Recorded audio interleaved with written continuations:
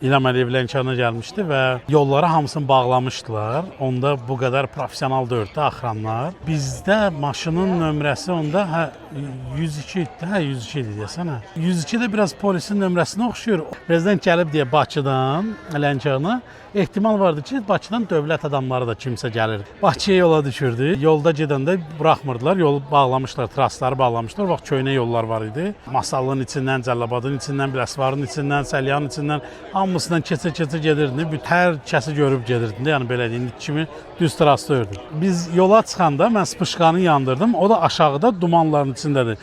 Yəni bir təsəvvür edin ki, yolu bağlayan xüsusi polisdən əlavə də adamlar olur müəyyən yerlərdə ki, prezident keçəcək deyə də nəzarətdə saxlayır hər şey. Adamlar mənim naql olmağımdan çaşdılar. Yola çıxdım və bərk sürdüm. Spışkaları da yandırmışdım.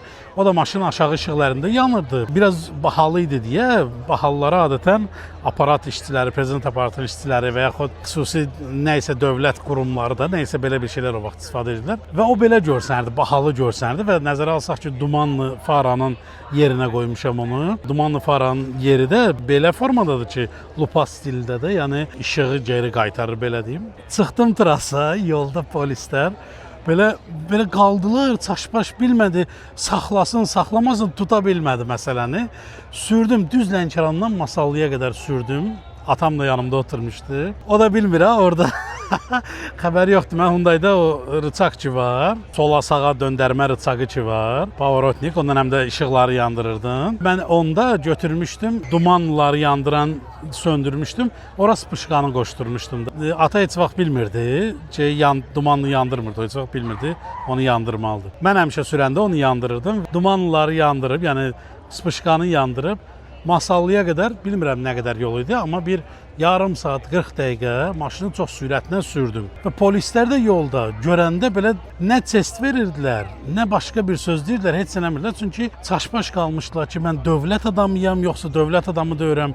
Əl eləyərlər, peşman olarlar, əl eləməzlər, pis olarlar. Ona görə heç kim əl eləmirdi, sakit qalmışdım. Beləncə Masallıya qədər gəldim. Masalda artıq yəqin ki, olan polislər dəqiq bilirdi, nə etsə bilmirəm.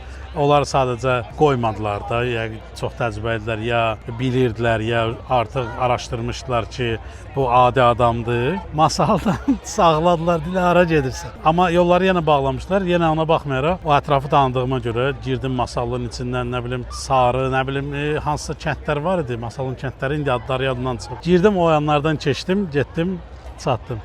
Belə bir hadisə olmuşdu.